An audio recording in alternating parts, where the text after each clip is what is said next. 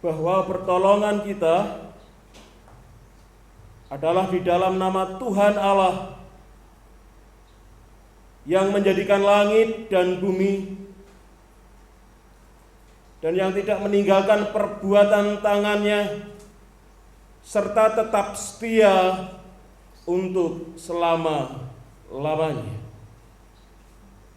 Turunlah atas kita sekalian anugerah dan damai sejahtera dari Tuhan Allah Bapa, Tuhan kita Yesus Kristus.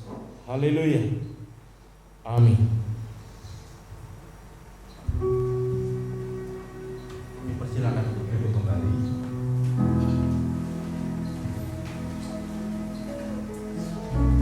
Bapak Ibu yang dikasihi Tuhan, bersama-sama di pagi ini kita akan mulai ibadah kita, bahwa kasih setia Tuhan itu sungguh ajaib dan luar biasa. Di Bapa yang setia, yang mulia, apa yang tidak pernah kami lihat, tak pernah kami dengar, dan tak pernah timbul dalam hati kita, Tuhan sediakan apa yang kita perlukan. Mari bersama-sama Bapak Ibu kita pujikan Bapa, Kau setia.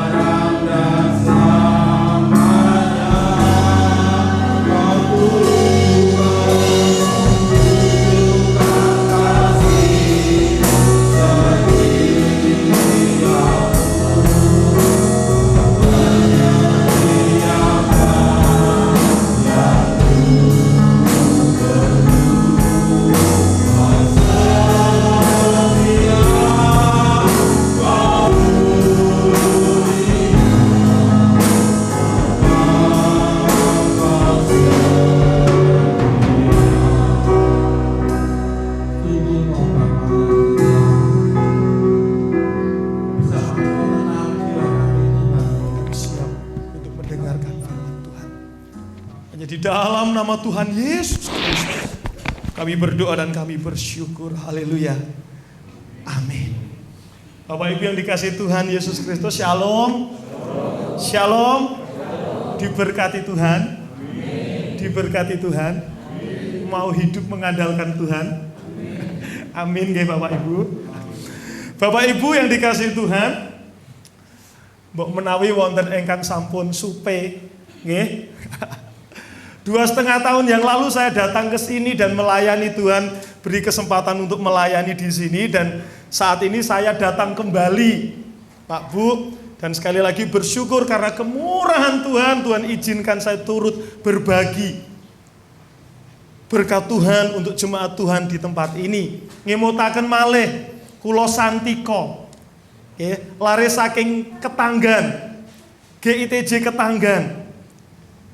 Ingkang sampun 6 tahun kesasar wonten Kalimantan. Kadang kala wangsul. Setahun sepisan kali tahun sepisan. Lan ngantos sak mangke tesih kesasar. Menika mampir Bapak Ibu. Dados sungguh berterima kasih oleh karena kemurahan Tuhan dalam perjalanan pengembaraan saya masih bisa kembali menyapa Bapak Ibu Saudara jemaat Tuhan di tempat ini. Semua hanya oleh karena kasih dan kemurahan Tuhan dalam kehidupan kita semua. Sedikit revisi, kulo dereng pendeta muda, tenaga orientasi. Karena Tuhan ternyata masih menempa dan mendidik, masih dilihat iki urung pantes iki. Terus ditempa sampai saat ini orientasi terus pokoknya. Tapi bukan masalah orientasinya, bukan masalah pendeta mudanya, bukan masalah pendetanya, menika jabatan. Tapi hidup kita, hati kita itu yang lebih penting untuk mengalami pengenalan terhadap Tuhan dengan benar. Pak Bu, saudaraku yang terkasih dalam Tuhan, tema hari ini adalah mengandalkan Tuhan dalam segala hal. Minggu lalu saya bertanya sama Pak Pendeta, Pak, temanya apa Pak? Ayatnya mana Pak? Dan Pak Pendeta memberikan tema yang menurut saya saudara ini sulit. Percaya boleh tidak boleh, mengandalkan Tuhan dalam segala hal adalah kalimat yang sering diucapkan sejak sekolah minggu sampai sepuh dan tetap sulit dilakukan. Percaya napa mboten? Percaya napa mboten? Sulit Pak Bu. Sulit. Kita membaca Pak Bu dari Lukas 12 ayat 13 sampai 21. Dan nanti kita akan membaca juga dalam Matius 6 ayat 33 atau yang sama dengan Markus 12 ayat 31. Oke, kita baca dulu dalam Lukas 12, Injil Lukas pasal 12 ayat 13 sampai 21. Saya membacakan untuk saudara dan saudara boleh membaca menyimaknya dalam Alkitab masing-masing. Demikianlah firman Tuhan. Di bawah perikop orang kaya yang bodoh. Seorang dari orang banyak itu berkata kepada Yesus, Guru, katakanlah kepada saudaraku supaya ia berbagi warisan dengan aku. Tetapi Yesus berkata kepadanya, Saudara, siapakah yang telah mengangkat aku menjadi hakim atau pengantara atas kamu? Katanya lagi kepada mereka, berjaga-jagalah dan waspadalah terhadap segala ketamakan. Sebab walaupun seorang berlimpah-limpah hartanya, hidupnya tidak bergantung daripada kekayaannya itu. Kemudian ia mengatakan kepada mereka suatu perumpamaan, katanya, ada seorang kaya, tanahnya berlimpah-limpah hasilnya. Ia bertanya dalam hatinya, apakah yang harus aku perbuat? Sebab aku tidak mempunyai tempat di mana aku tidak menyimpan, di mana aku dapat menyimpan hasil tanahku. Lalu katanya, inilah yang akan ku perbuat.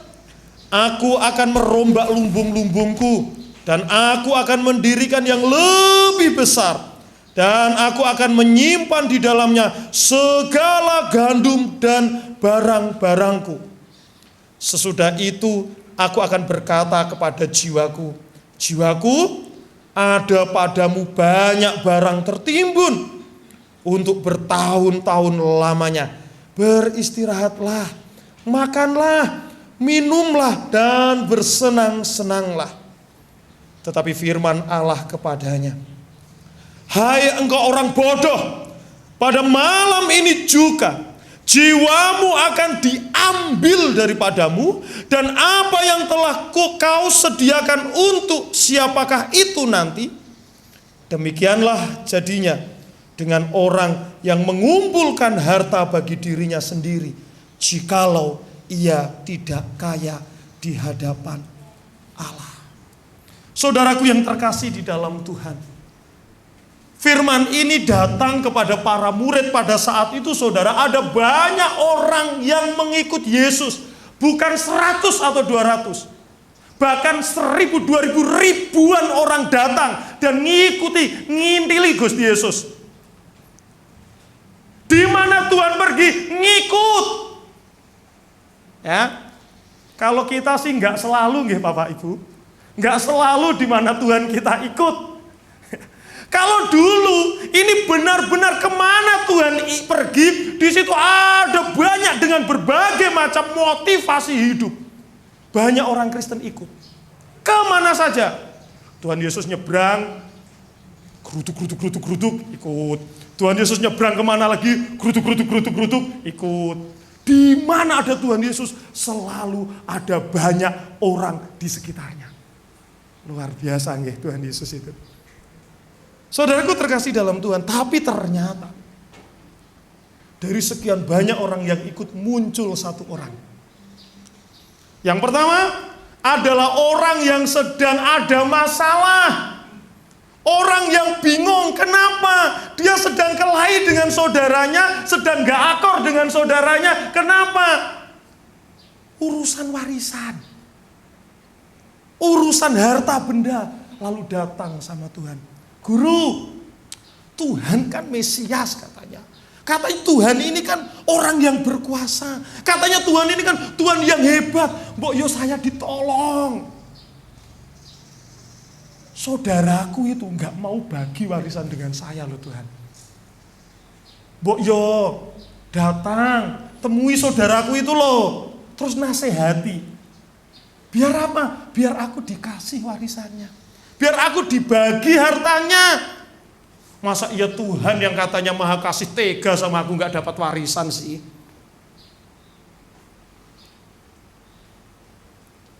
Ketika orang itu datang, Tuhan memberi respon. Apa responnya? Loh, sebentar. Yang ngangkat aku sebagai hakim siapa?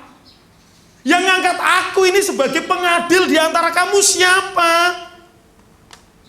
Aku ini datang bukan untuk jadi hakim, bukan untuk jadi adil di dunia. Mohon maaf, bukan jadi pengadilan di dunia yang ngurusin masalah harta benda, enggak.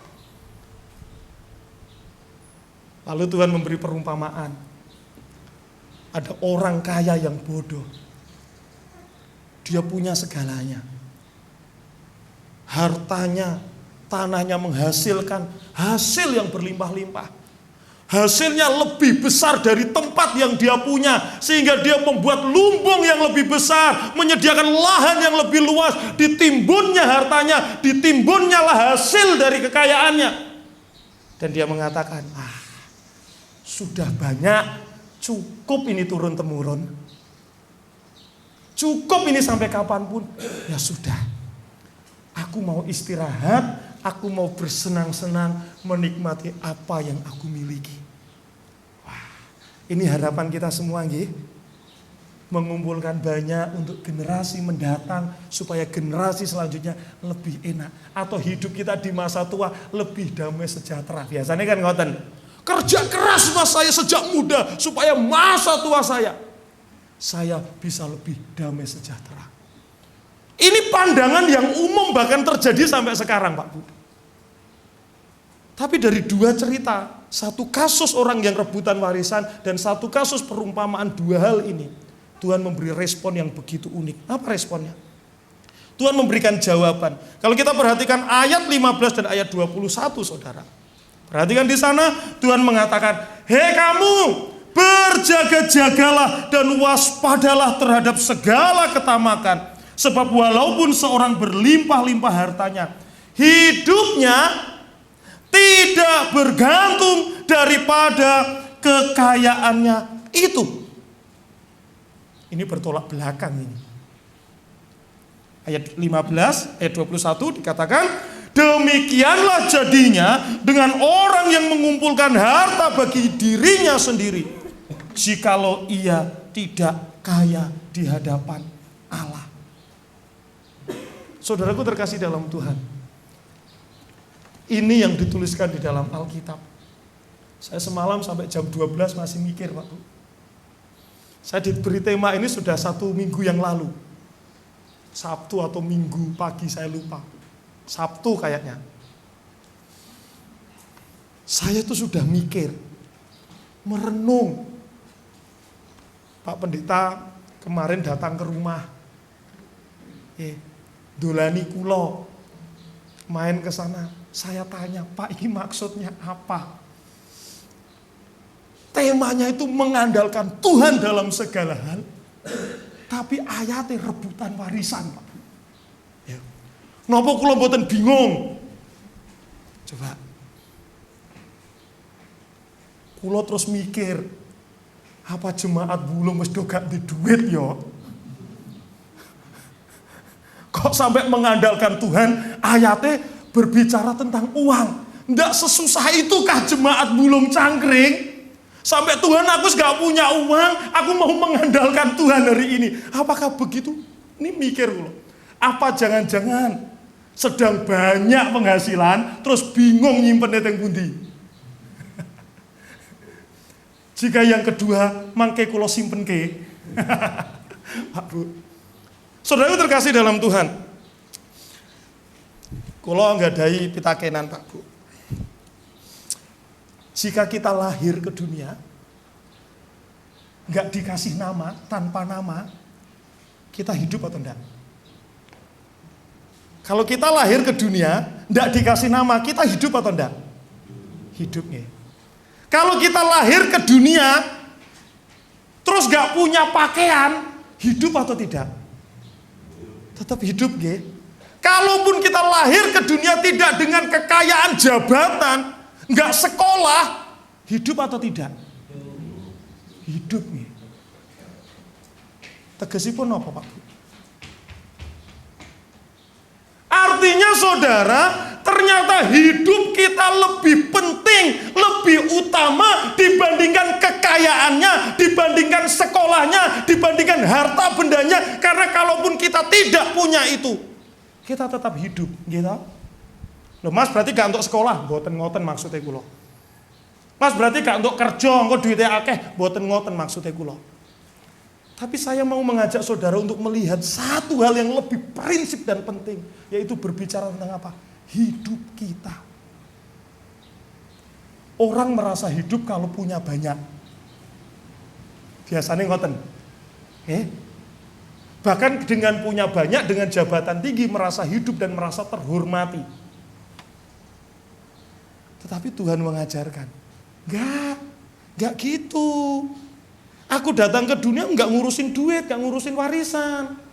Aku datang ke dunia itu enggak ngurusin harta benda.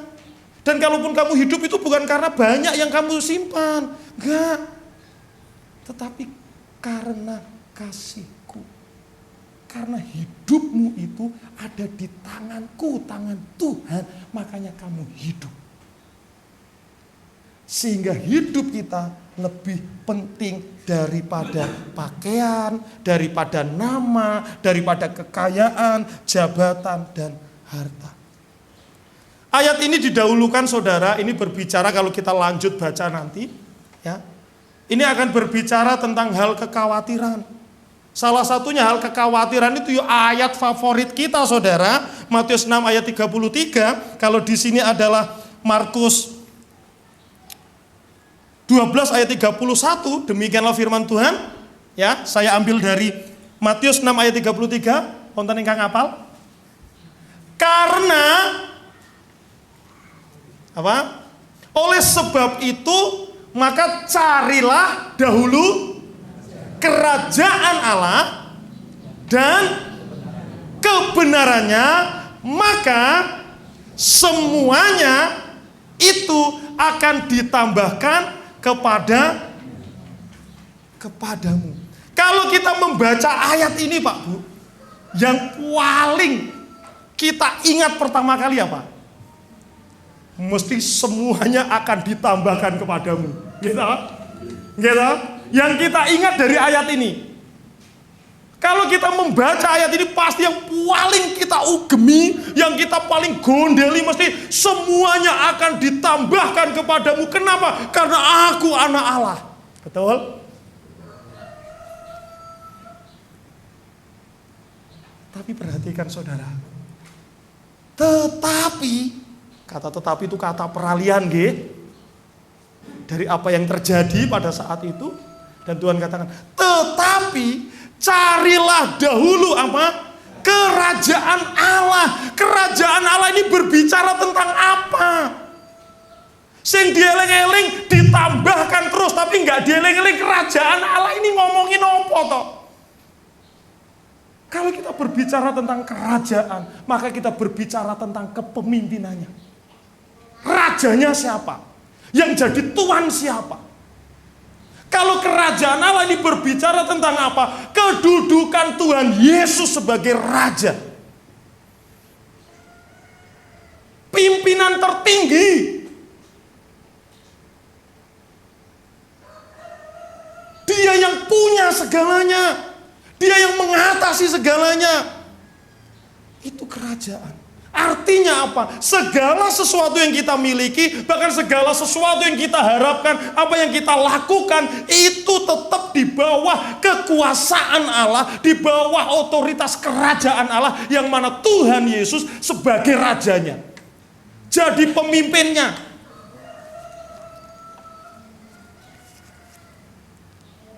Nah, ini sering dilupakan. Berkah saja didoakan Tuhan, tambahkan kepada saya. Tapi kerajaan Allahnya kita lupakan. Bahwa kita hamba, kita punya Tuhan, kita punya Raja. Kebenaran. Kebenaran ini berbicara tentang apa? Buah dari mengikut Kristus. Kekudusannya, kesuciannya. Firman Tuhan katakan, kuduslah kamu sebab aku kudus. Yuk gak bisa, masuk kita kan manusia penuh dosa. Masa kita bisa kudus seperti Kristus? Nanti kita akan lihat. Kenapa firman Tuhan berkata seperti itu? Kita lupa dengan fungsi kita sebagai orang percaya bahwa hidup kita harus kudus, harus di bawah pimpinan otoritas Allah. Kita lupakan yang itu, yang kita ingat-ingat. Semuanya akan ditambahkan kepadamu. Wah, ini tambah banyak ini, kerja penghasilannya tambah banyak. Saudaraku terkasih dalam Tuhan, firman Tuhan katakan, semuanya akan ditambahkan. Artinya apa? Yang kita terima di dunia itu adalah tambahan. Yang utama apa? Kerajaan Allah. Yang utama apa? Kebenarannya. Terus harta benda kekayaan itu apa? Tambahan. Bukan yang utama. Neng kadang kita itu seneng kalau dapat tambahan. Nek ditambahi seneng.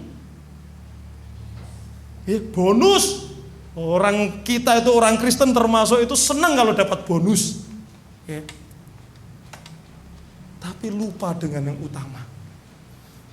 Saudaraku terkasih dalam Tuhan, semuanya adalah tambahan. Yang utama Tuhan, lainnya itu cuma tambahan. Ulang berkali-kali. Kalaupun kita bekerja dengan baik hari ini, itu tambahanipun Gusti. Gusti ingkang nambahi. Ketika kita memiliki keuangan yang baik hari ini, itu nggih Gusti piyambak ingkang nambahi. Kenapa setiap keluarga, setiap pribadi tantangannya berbeda-beda? Karena tambahannya nggih benten-benten.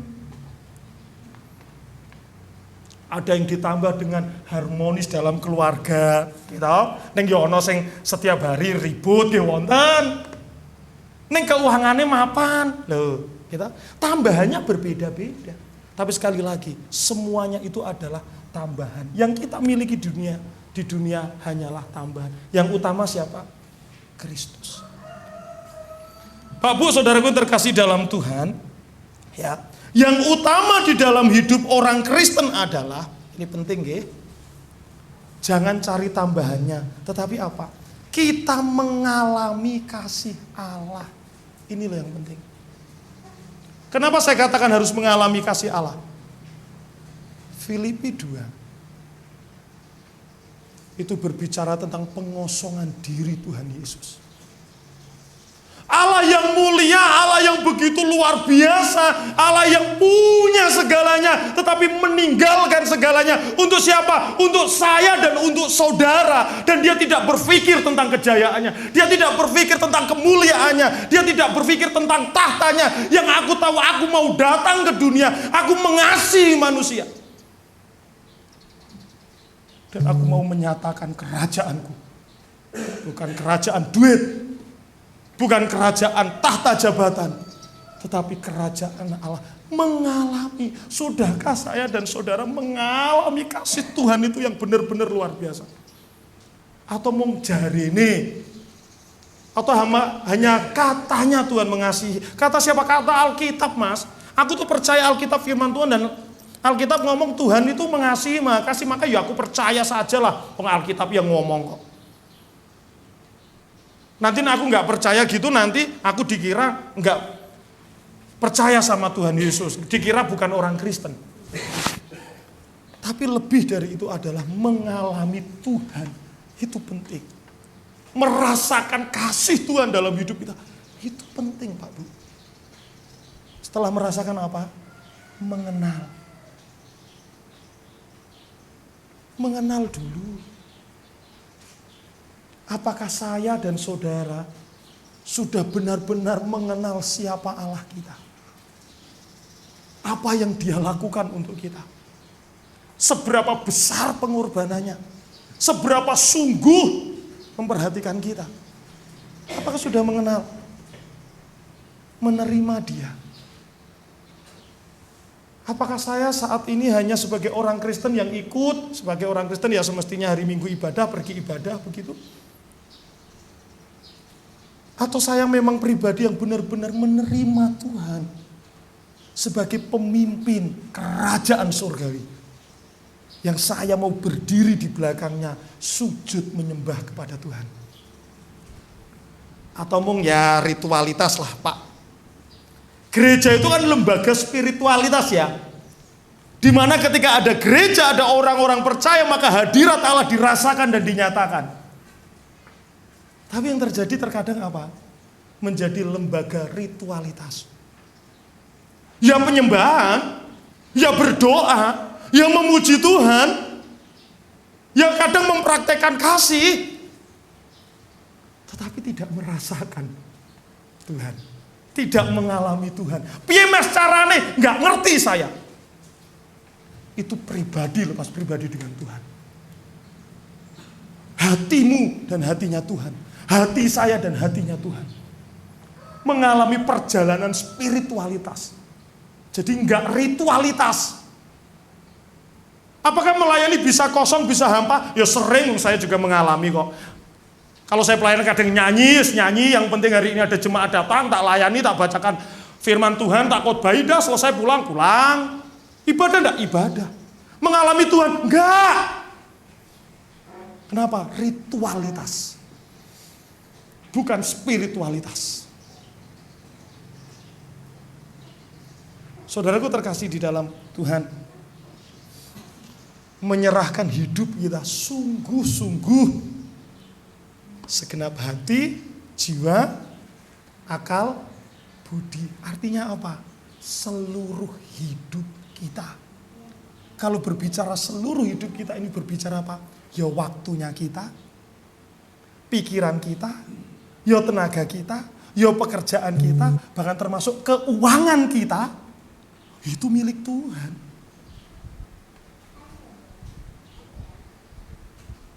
Kita kadang berdoa, Tuhan saya memberikan persembahan sebagian yang kami miliki. Loh, punya toh? Itu bukan punya Tuhan kan? Sudah mengembalikannya cuma sebagian, ngaku-ngaku lagi kalau itu punya kita. Lah ya keterlaluan toh.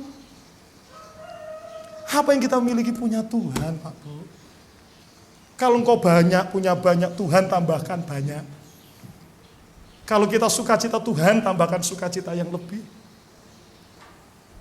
Terkadang kita mau belajar rendah hati, Tuhan saya hanya mengembalikan sebagian apa yang kami punya. Pengennya rendah hati, nek dipikir-pikir, jane gak ngoten. Nah itu nek ditafsirke lebih dalam lagi lah ngeten. Tuhan saya hanya mau mengembalikan apa yang Tuhan punya, tapi cuma sebagian ya Tuhan, yang lainnya untuk kepentingan saya. Nah gitu toh. Saudaraku terkasih dalam Tuhan. Semalam-malaman saya mikir ini, Bapak. Saya sampai sharing dengan beberapa teman. Iki apa yo? Mengandalkan Tuhan dalam segala hal itu dari dulu sampai sekarang kita sering mengucapkannya. Ini apa ya kira-kira, ini sebenarnya apa ya? Temanya ayatnya gini lagi, ini apa ya Tuhan? Kok Tuhan kok suruh ngomongin duit? Udah bingung saya ngomongin duit. Ini apa Tuhan? Saya bolak-balik, saya tanya, saya buat pertanyaannya ini gimana ya? Kalau begini gimana ya? Kalau ini gimana ya? Terus maksudnya Tuhan apa ya? Nah gitu itu kalau mau menyampaikan firman Tuhan itu gitu Pak Bu, pertanyaannya. Apa ya? Gimana ya? Siapa ya? Apa yang dikatakan ya? Oh, gitu. Nah, ini kalau anak-anak teologi biasanya kalau anak-anak sekolah di teologi begitu untuk menggali firman Tuhan. Kadang orang kan mau ngomong, enak hari ngomong tok ning ngarep bayaran kan ngoten. Ndak tahu semalam-malaman ini Pak Pendeta nggak pernah tidur tuh kalau mau pelayanan. Jadi semakin banyak jadwal pelayanan di gereja, berarti semakin banyak membuat Pak Pendeta nggak tidur sebenarnya. Lah apa nggak penyiksaan itu? Saudaraku terkasih dalam Tuhan, memahami ini loh. Jangan-jangan kita ini merampas Tuhan, merampas milik Tuhan dengan bahasa sok yang rendah hati. Ayo jahat kita ini. Wong kita ini nggak punya, sudah dikasih ngaku-ngaku lagi. Saudaraku terkasih dalam Tuhan. Pertanyaannya selanjutnya adalah, yang semalam saya coba jawab dan sulit menjawabnya. Apakah kita sudah secara sungguh-sungguh terpanggil sebagai umat Allah? Nah ini dulu harus dijawab. Jangan ngomong mengandalkan Tuhan dulu. Apakah sudah secara sungguh-sungguh saya dan saudara itu terpanggil? Bukan hanya dipanggil. Nek dipanggil itu kadang mau noleh tok terus nggak ikut. Tapi merasa terpanggil, merasa punya dorongan bahwa saya harus ikut Kristus. Apakah itu sudah dengan sangat sungguh-sungguh sebagai pribadi? Atau hanya kita hidup dalam yo biasane ngene kok Mas, wong Kristen yo aku yo anut koncone lah. Wong Kristen ku biasane nek bengi kumpulan yo aku melu kumpulan. Wong nek ora kumpulan kok dikunjungi Pak Pendeta. Wong Pak Pendeta itu ya kadang ya usil, nggak ada masalah, ya cari-cari masalah dengan jemaat itu, dikejar terus pertanyaan, kenging menopo Pak, kenging menopo Mbak, kok boten tindak gereja wonten masalah nopo, wong padahal nggih mung males lho janjane. Janjane mung males Mas, gak ono masalah, ning mergo ewoh ya engko ditakon-takoni aku tak lunga ning gereja. Apakah itu semangat kita atau kita ada di sini karena memang kita terpanggil sebagai umat Allah? Yang mana kerajaan Allah tadi loh, Tuhan sebagai pemimpinnya, Tuhan yang berdiri di depan saya, Tuhan yang mengasihi saya, dan saya mau ikut Tuhan, apapun yang Tuhan kerjakan. Sehingga fungsi kita sebagai orang percaya itu boleh berjalan dengan baik. Pak Bu yang dikasih dalam Tuhan, ya ini masih banyak loh Pak Bu catatan saya. Agak lama enggak apa-apa nggih? 2 tahun sekali loh Pak Bu. Wong niki kumpulan khotbah ini 2 tahun tak kumpulke tadi terus tunggal lo sampaikan sekali. Saudara, kita orang Jawa itu punya konsep yang bagus. Sujud manembah. Ya, sujud menyembah. Kalau kita datang ke gereja kadang kita berdoa, Gusti kepareng kawula sujud manembah wonten ing ngarsa Paduka Rama. Kita biasanya ngoten to. Tapi konsep sujud itu adalah ketika siapa yang kita sembah itu ada di depan kita. Bener nggih? Bener nggih? Jadi kalau orang yang kita sembah ada di depan kita, lalu kita sujud, itu namanya sujud menyembah. Benar gak? Kalau orang yang kita sembah itu adanya di samping kita, atau bahkan mungkin di belakang kita, itu disebut sujud menyembah atau tidak? Nyun sewu Pak Bu, ini rodok kasar nggih. Ini rodok kasar nggih, nyun sewu nggih. Kalau orang yang kita sembah ada di samping atau di belakang kita, itu bukan sujud menyembah, itu mau jengkang, jengking, pledang, pleding tok. Ketoke ndedonga, ning gak nyembah Gusti. Ketoke rutin rajin ning gereja, ning tidak mengalami Tuhan. Kenapa? Tuhan di sebelahnya setara, sejajar dengan kepentingan pekerjaannya, kepentingan hidupnya. Tuhan hanya bagian pelengkap dalam hidup kita. Oh, kayak puzzle itu loh. Oh, yang atas ini pekerjaan, yang bawah ini nanti keluarga, yang bawah ini apalagi nanti ada satu nyempil ting pojokan. Oh, ini jatai Gusti. Apakah seperti itu? Enggak. Tuhan bukan sebagian dari hidup kita, tapi Tuhan pemimpin hidup kita. Maka kalau kita berbicara tentang sujud menyembah, harusnya Tuhan yang ada di depan kita. Bukan di samping kita, apalagi di belakang. Nek di belakang atau di samping, kita mau jengkang, jengking. Ya, tapi tidak mengalami Tuhan. Karena yang kita sembah itu kosong. Bahkan mungkin yang di depan kita lebih besar keluarga kita. Yang di depan kita lebih besar pekerjaan kita. Kadang saya batin loh. Lah piye Mas? Mau jenenge wong susah. Nyambut gawe, ya. Cicilane oke, tanggungannya oke lah, terus kepiye? Lah kalau orang nyambut gawe ya ora ketutup. Jadi katanya firman Tuhan, ya bekerjalah kalau mau makan. Nah ini saya kerja supaya bisa makan ini.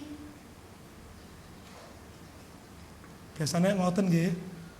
Pak Pendeta mau bingung lek mon diaturi jawaban ngoten, ayo piye naon gak duwe aku penulung yo gak iso terus kepiye iki yo wis lah nggih kula dongake mawon nak ngoten lho ujung-ujunge Pak Pendeta iku enggak bisa menjawab pergumulannya memang Pak Pendeta sendiri juga pergumulannya banyak kan itu. Tapi kadang saya juga mikir loh, nek gitu berarti bukan Tuhan dong yang di depan. Wah Mas ngajari imane iki gak bener iki. Membabi buta iki jenenge Mas. Mosone aku ikut Tuhan harus meninggalkan semuanya. Loh, sebentar. Kembali kepada siapa kita. Kita dipimpin oleh siapa? Lah nanti nek aku gak kerja potongannya oke Mas. Cari gereja yang sore gak ono ya Mas. Apalagi neng pabrik Mas. Mungkin nggih nyun sewu ini. Nggih, mangke mboten cocok mboten napa-napa rampung ibadah mangke diskusi mulai. Lah terus kepiye Mas? Apakah itu mengandalkan Tuhan? Nek kita percaya bahwa hidup kita mengandalkan Tuhan sepenuhnya, harusnya adalah kepentingan Tuhan lebih dulu dan bukan kepentingan kita.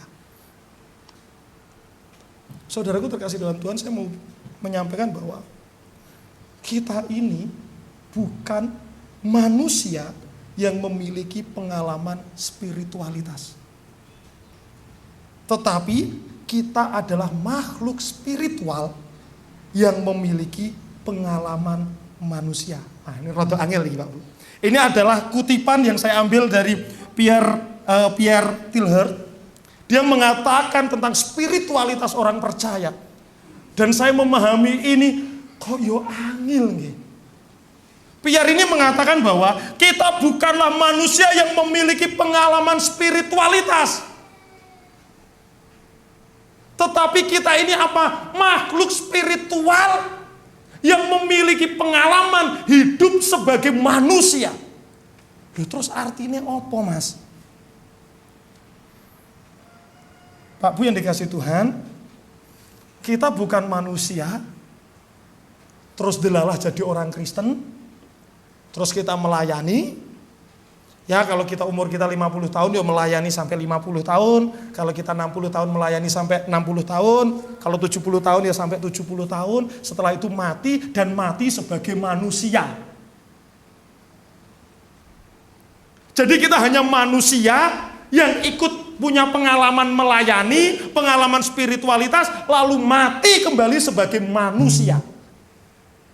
Nah itu kalau manusia yang punya pengalaman spiritualitas. Nah harusnya gimana? Harusnya kita sadar bahwa kita ini makhluk spiritual. Loh, Mas Santi kok malah ngajari aneh-aneh, kok kita makhluk spiritual ini gimana toh? Maksud saya adalah kita kembali lihat dalam penciptaan. Ketika manusia itu diciptakan, saudara ingat apa yang dilakukan oleh Tuhan? Dia menghembuskan nafasnya supaya saya dan saudara memiliki hidup. Ketika Tuhan menciptakan kita, Tuhan menciptakan untuk tujuan kemuliaannya, perhatikan. Bukan untuk kaya, bukan untuk jabatan, bukan untuk kekuasaan, tetapi untuk kemuliaan nama Tuhan. Kita hidup dari benih yang tidak fana, 1 Petrus 1. Tetapi dari benih yang murni, benih kebenaran Allah. Itu awal mula penciptaan kita. Sehingga kita sejak awal Tuhan ciptakan sebagai makhluk spiritual yang harusnya melayani Tuhan, terikat dengan Tuhan. Itu adalah sesuatu yang harus kita utamakan. Dan saat ini kita punya pengalaman sebagai manusia. Dan ketika kita mati, tetap mati sebagai manusia ilahi yang dekat dengan Tuhan. Yang mengasihi Tuhan. Bukan mati sebagai manusia, tetapi mati sebagai makhluk ilahi, manusia ilahi, ciptaan Tuhan. Nah kita mau mati sebagai manusia tok, atau kita mau mati sebagai manusia ilahi yang Tuhan ciptakan, yang Tuhan taruhkan hati untuk melayani, taruhkan hati untuk memberikan kemuliaan untuk Tuhan, untuk melayani Tuhan. Saudaraku terkasih dalam Tuhan. Terus gimana Mas kalau begitu? Nah ini tantangan baru lah Mas kalau hidupku sepenuhnya untuk Tuhan. Kalau rajin rohani, kerohaniannya bagus, mengandalkan Tuhan sepenuhnya. Loh kadang itu orang yang rajin itu hidupnya miskin ya Mas. Orang yang mengandalkan Tuhan itu kadang lapar ya Mas. Orang yang mengandalkan Tuhan itu kadang seperti Ayub, sakitnya minta ampun Mas. Jangankan digaruk, kesentuh aja gak bisa. Saking sakitnya. Terus gimana Mas? Jadi orang Kristen kadang kalau mau rajin-rajin, mau sungguh-sungguh susah ya Mas. Saudaraku terkasih dalam Tuhan. Susah gak apa-apa Pak Bu. Kalaupun kita sakit gak sembuh gak apa-apa. Kalaupun saat ini Tuhan izinkan kita miskin gak punya apa-apa gak apa-apa.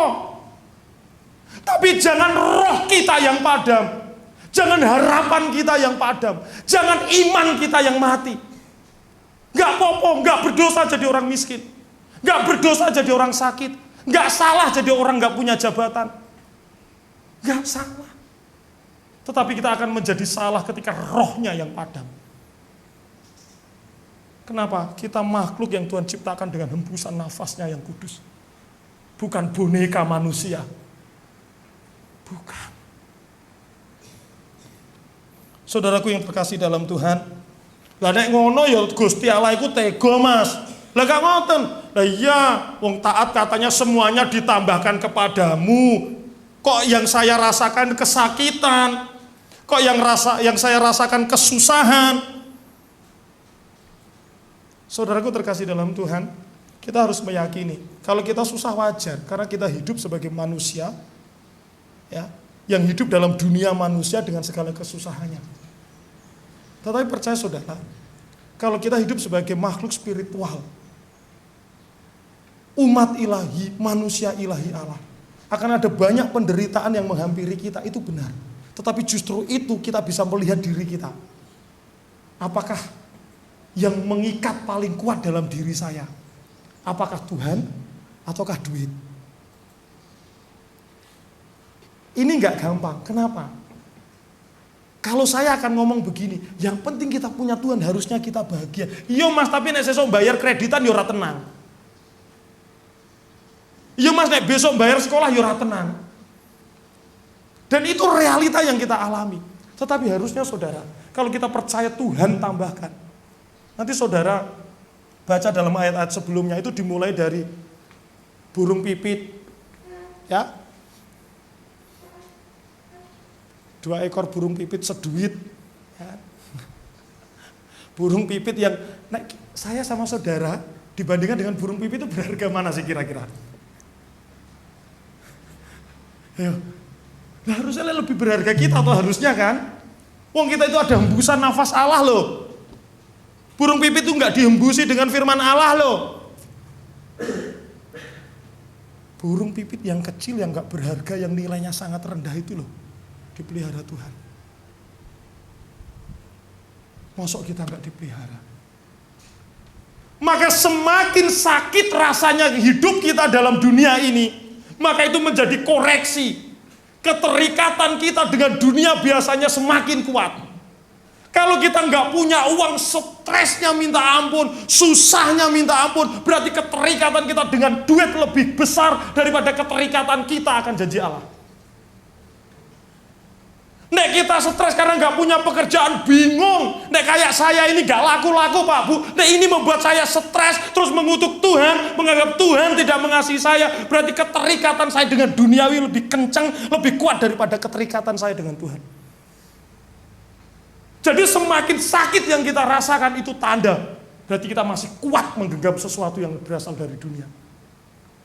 Karena makhluk spiritual, manusia ilahi, akan berkata, ya gak apa-apa, saya menderita, ya gak apa-apa, memang ini keadaannya. Bukan aku tidak mau berjuang, aku berjuang. Tapi kalau Tuhan izinkan aku sakit gak sembuh, kalau Tuhan izinkan aku miskin, gak apa-apa, aku akan tetap mengasihi Tuhan. Bahagiaku tetap Tuhan. Aku akan tetap mencari Tuhan. Dan aku akan tetap maksimal melayani Tuhan. Bukan terikat dengan dunia, tetapi terikat dengan Allah. Kalaupun aku mati hari ini sekalipun, gara-gara gak bisa makan, saya mati dan saya tahu akan kemana. Saya kembali pada Sang Pencipta saya. Bukan mati sebagai manusia, tapi mati sebagai anak Allah dan kembali kepada Tuhan. Tuhan Yesus itu mati tragis Pak Bu. Menyedihkan. 30 tahun, masih muda. Ya kan? Saya bayangkan saudara, Tuhan Yesus mesti ganteng gitu ya.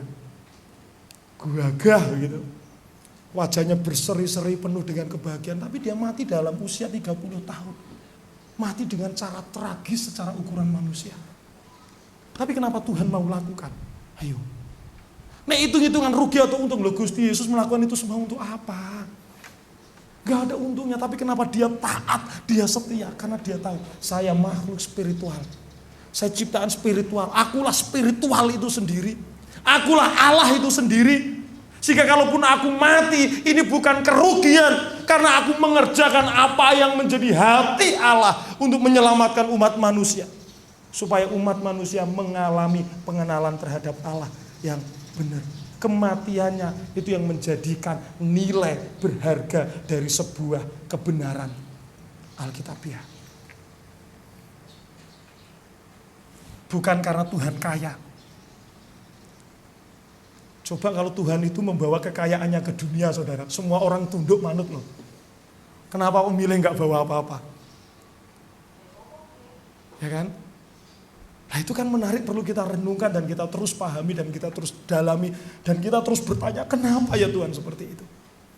Oleh sebab itu Bapak Ibu yang dikasihi Tuhan, sebelum saya mengakhiri firman Tuhan ini, saya mau tanya sekali lagi.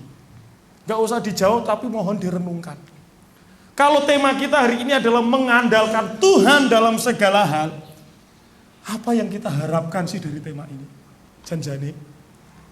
Kalau kita mengatakan mengandalkan Tuhan dalam segala hal, dalam kalimat ini yang kita harapkan pada Tuhan itu sebenarnya apa sih? Ada yang mau jawab lah? Kira-kira. Saya semalam telepon dengan beberapa teman, karena bingung menjawab pertanyaan ini, saya iseng. Nek tema mengandalkan Tuhan dalam segala hal sebenarnya dalam pikiran kita, benak kita itu apa sih? Yo dalam kesusahanku Tuhan pasti akan tolong. Itu jawabannya. Nek saya sakit Tuhan sembuhkan. Itu jawabannya.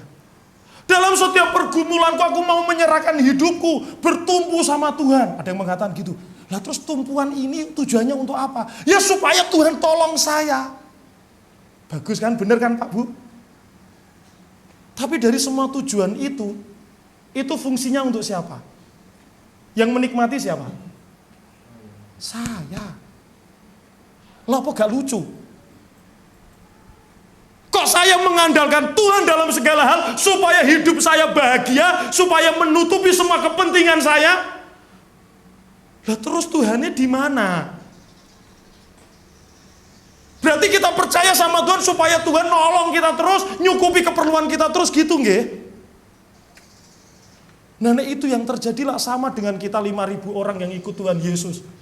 Kelaparan, terjadi mujizat 5 roti dan 2 ikan. Terus pada akhirnya mengundurkan diri. Kenapa? Ya mereka ikut saya hanya karena lapar. Karena dia punya keinginan seperti tadi loh orang yang rebutan warisan. Cari aku tuh hanya ingin untuk menyelesaikan masalahnya. Dia gak perlu aku. Nah terus gimana mengandalkan Tuhan dalam segala hal ini terus harusnya kepiye? Berarti kita yang jadi Tuhan. Tuhan yang jadi pelayan kita. Tuhan, tolonglah pergumulan saya. Saya kurang ini Tuhan. Tuhan jamah dengan mujizat-Mu yang ajaib. Tuhan akan cukupkan, Tuhan akan kirimkan. Tuhan,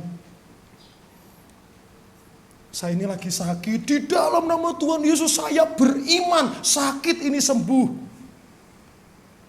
Imannya sudah bukan iman kepada Tuhan, tapi iman pada sakit yang sembuh. Saudaraku terkasih dalam Tuhan. Ini semalam saya mikir ini terus gimana ya mengandalkan Tuhan ini janjane kepiye toh. Dan ketika saya kembali membaca ayat ini yang saya tangkap hanya 1 poin yang saya jelaskan dari tadi sampai sekarang ini. 1 poin saja saya terima. Mengandalkan Tuhan dalam segala hal. Ini adalah berbicara tentang menjadikan hidup kita bertumpu, menyerahkan hidup kita pada Tuhan dan untuk kemuliaan nama Tuhan. Itu mengandalkan Tuhan dalam segala hal. Sehingga apapun yang terjadi dalam hidupku bukan untuk kepentinganku. Bukan untuk harapanku. Tetapi untuk kepentingan Tuhan. Hidup bukan tentang saya dan saudara. Hidup bukan tentang kita. Hidup ini tentang Tuhan. Nek kita mau berbicara tentang mengandalkan Tuhan dalam segala hal hanya untuk biar Tuhan nolong penderitaan kita, menyelesaikan masalah kita. Itu berarti kita menjadikan diri kita Tuhan. Tuhan yang melayani kita. Ya memang Tuhan datang untuk melayani, tetapi harusnya kita menyambut Dia sebagai pemimpin kerajaan Allah.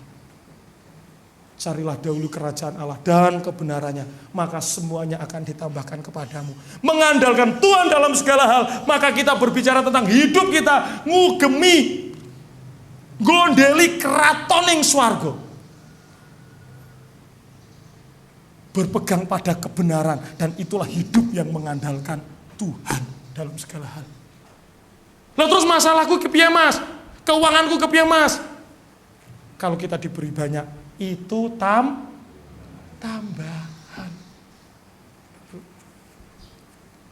Tapi kita itu selalu merasa menjadi umat yang perlu dibela. Kadang baik mengadu sama Tuhan itu baik. Tapi sekarang kita koreksi doa kita. Termasuk saya. Nek doa itu banyak mintanya atau banyak tanya maunya Tuhan apa? Banyak mintanya.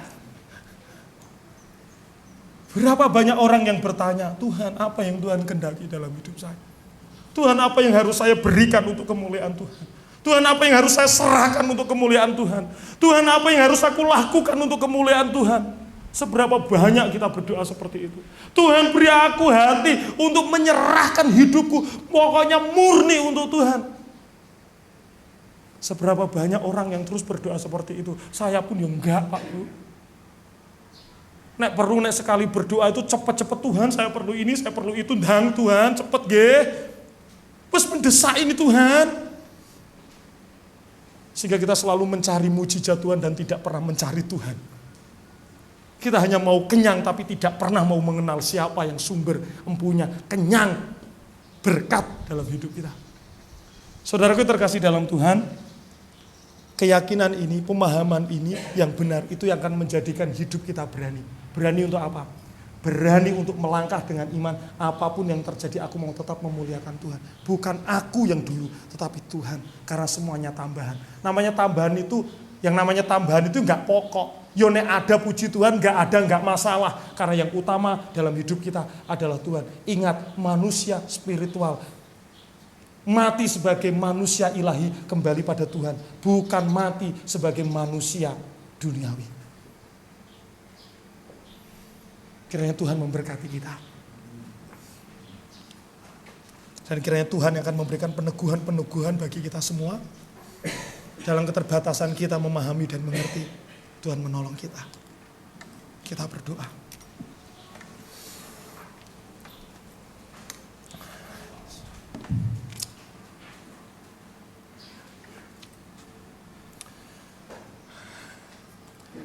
Kami bersyukur Tuhan untuk kebaikan dan kemurahan Tuhan. Kami belajar untuk hidup mengandalkan Tuhan dalam segala hal. Tapi terkadang semuanya adalah permohonan untuk pembelaan hidup kami. Dan saat ini kami mau belajar mengandalkan Tuhan dalam segala hal adalah pengenalan kami terhadap Tuhan. Hubungan kami dengan Tuhan. Merasakan Tuhan dalam hidup kami. Sehingga kami mau menaruh harapan kami, hidup kami seluruhnya. Tumpuan kami hanya kepada Allah. Sehingga apapun yang terjadi, sesakit apapun, seperih apapun, kami akan tetap tenang. Karena yang utama dalam hidup kami adalah Tuhan. Kesesakan, sakit, penyakit, penderitaan, kelemahan ekonomi, keuangan tidak akan merampas hubungan kami dengan Tuhan. Tidak akan merampas fokus kami terhadap Tuhan. Dan kami mau belajar setia, belajar taat. Kami menyadari apa yang kami punya hanyalah tambahan Tuhan. Tambahan yang Tuhan tambahkan. Bukan milik kami.